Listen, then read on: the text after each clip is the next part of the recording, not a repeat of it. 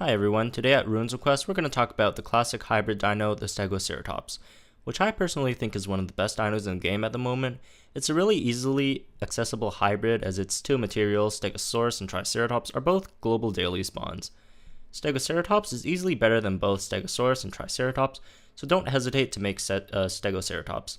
No need to really level up Stegosaurus and Triceratops over level 10 if you don't have the means to create Stegodeias yet, which, by the way, you should create it. It's a really strong dino too, so eventually level up your Stegosaurus to level 15, but if you don't have a level 15 Notapatosaurus yet, just keep your Stegosaurus at level 10 and keep on feeding the DNA to Stegoceratops. So another advantage Stegoceratops has is due to how it's built and how easy it is to overlevel it compared to other dinos that are used in the same rank, like the Indoraptor or even Stegodeias, Megalosuchus, all those other dinos. So looking at its stats, it has some pretty solid numbers here. 4,000 HP, 1,310 damage, 25% armor, 5 crit, and 115 speed. So what really stands out here is its decent HP stat and paired with a good amount of armor. Its stats build up actually looks very similar to Stegodeias with lower health and armor, as it isn't a dedicated tank but has more damage and faster speed. Where it diverges from being a hard-hitting tank is its moves. Instead of the cookie cutter speed control, shield, and armor piercing, it has a completely different set, which makes it a control tank. It has minimal stunning strike, slowing impact, greater stunning strike, and stunning impact. This moveset limits it a lot in comparison to other dedicated tanks, since your only option here is to slow on turn 1. Only on extreme occasion will you try to stun on turn 1, as it only has a 10% chance to stun. Then, usually, you'll go for the greater stunning strike, unless stunning impact kills the opponent. So from the moveset, we see it set as a stun locker. Your game plan is to stun lock the enemy till it dies. So obviously, we'll have to compare it first with the game's most reliable stun locker, Sinoceratops. So looking at Sino's stats, it has across the board worse stats, but 1 point faster in speed. It has 3,760 HP, 1,160 damage, 25 armor, and 116 speed. That 116 speed I would almost say is irrelevant, but it beats out Megalosuchus, I think that's how you pronounce it, who is at 115 speed, which outspeeds Stegoceratops if they're on even levels. Despite Stegocera having slowing impact on turn 1, it doesn't help much since by the time you slow Mega's speed, it would have already used short defense, but comparing stats in general, Sino is no match for Stegocera. So moving on to the movesets, Sino has low stunning strike, which has a 20% chance as opposed to Stegocera's 10% chance to stun the enemy, and then stunning impact and instant charge. So Sino here obviously has a greater chance to stun lock enemy dinos, as it has a 10% more chance on its basic attack and a guaranteed stun on its third move, but that's the problem with Sino. Instant charge is a very interesting move. So what it essentially does is stun your opponent for 1 turn guaranteed for a free 1 times damage dealt to your opponent. But its downsides are obvious too. It has a 2-turn delay and a 3-turn cooldown, so unlike Stegocera, it needs to wait 2 turns before that stun, while Stegocera can stun fairly reliably on turn 2, so with Sino's lower health and potential to be outsped on turn 2, it could get killed on turn 2 by a lot of dinos, including stuff like Rex, Baryonyx, Gorgosuchus, Pyro, and all the other dinos, fast hard hitters. Or not even fast hard hitters, just hard hitters in general if they don't get stunned. So, getting killed on turn 2 versus getting killed on turn 4 means you'll miss out on a lot of potential damage output, and that, however, is not a problem for Stegocera. And to rub some more salt into Sino's wound is that Stegocera has a way higher turn 3 damage output than Sino, since it gets to use that 1.5 move on turn 1, while Sino only has the basic attack. So on turn 3, Sino deals 4,060 raw damage, while Stegoceratops, on the other hand, deals 5,240 raw damage on turn 3. The damage difference, HP deficit, and even speed control is why Stegoceratops is a way better stunner to use than Sinoceratops. Now for matchups, an important matchup for Stegocera is against Anya Suchis. I hope I got that right. Someone yesterday commented on, I think it was Reddit or somewhere, that I just completely botched that name. Anya Suchis.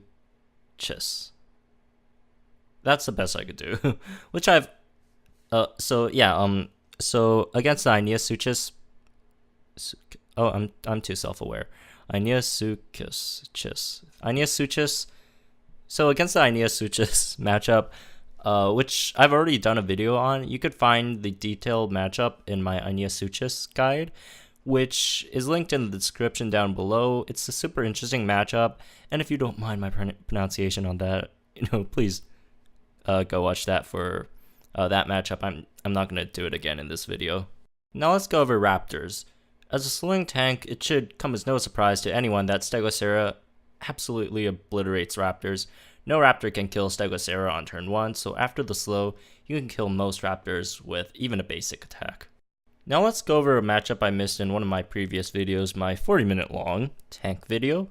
So against slowing tanks, the matchup is a bit more interesting, I guess, since both sides have slowing available on turn 1, and Stegocera will use slowing on turn 1, since there's really no point for the tanks to slow on turn 1.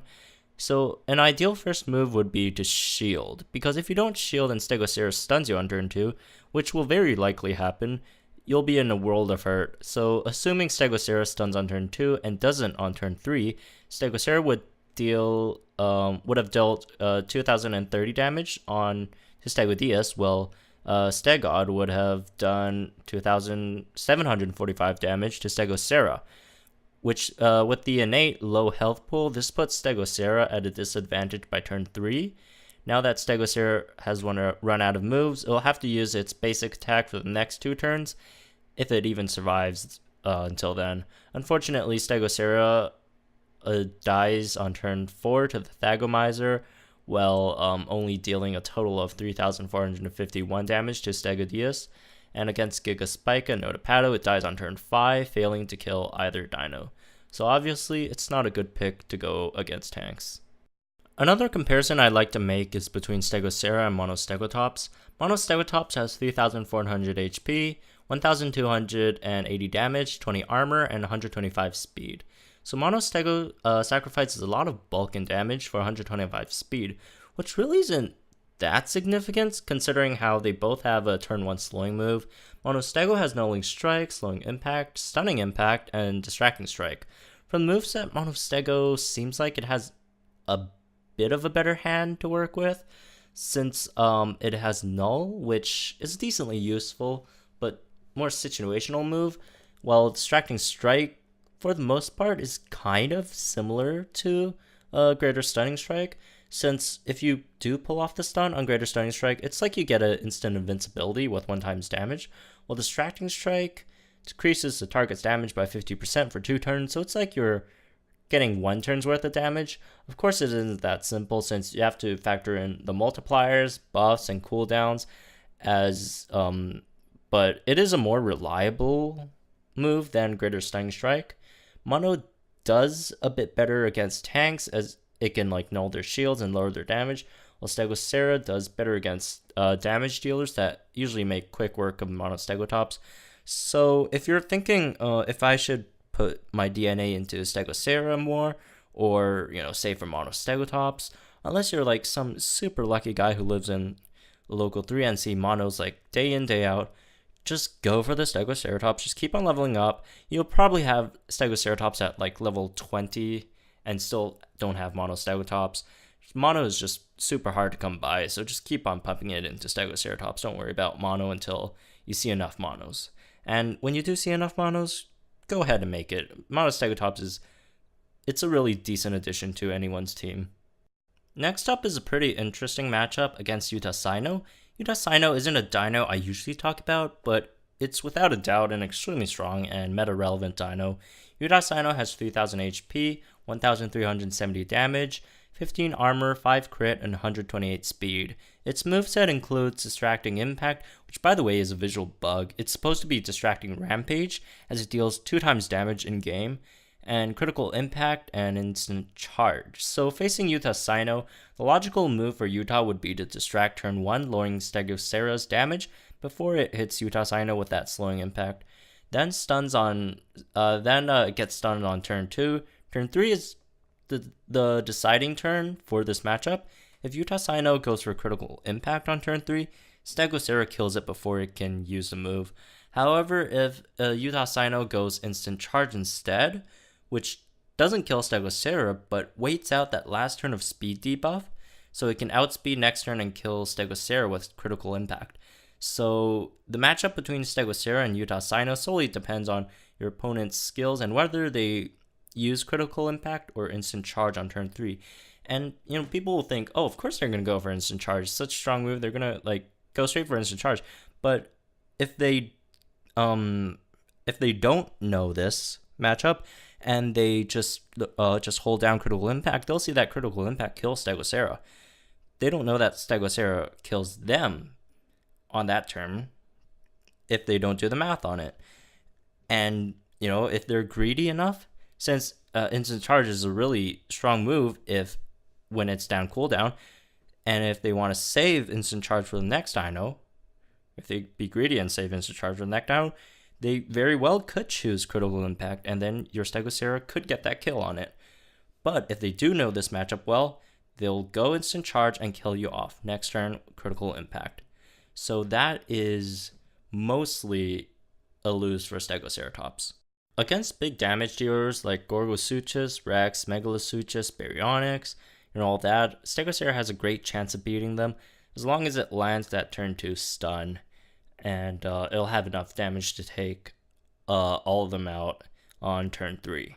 Anyways, Stegoceratops is an extremely strong dino and fairly easy to pick up. For early game, it's a great and reliable raptor counter, and in the end game, it deals with Anyasuchus and, if lucky, even with Indoraptor. And by the way, if you want to see Stegocera's chances against Indoraptor, please check out my video I did on Indoraptor, which I will also link down below. Well, that's it for today. If you like my content, please consider throwing me a sub. I'm literally like 2 subs away from 100 subs, which is pretty cool. You have 100 people waiting every day to watch your videos. That's incredible. Although, it's nowhere near like any of the other folks, like Fodder's amount. He has 5,000 people. Like, imagine being in a room with 5,000 people. Yeah, that's a lot of folks. But anyways, I really do appreciate every sub I get. It means a lot to me. It means that people actually care about what I'm doing over here, which is pretty nice. Which I like it. So the next few days I have some different content planned.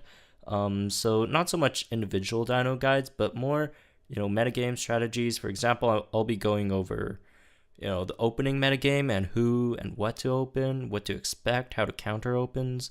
It doesn't mean I'm done with dino guides. There's still a lot more down the line, and remember to throw dino requests down below in the comments or on the Discord. I might just get to one of yours soon. And also remember, I'll link our Discord down below.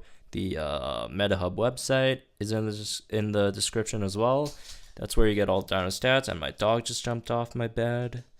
I don't know what he's doing, but anyways, I'll have to deal with my dog. So have a nice day, and thank you all for watching.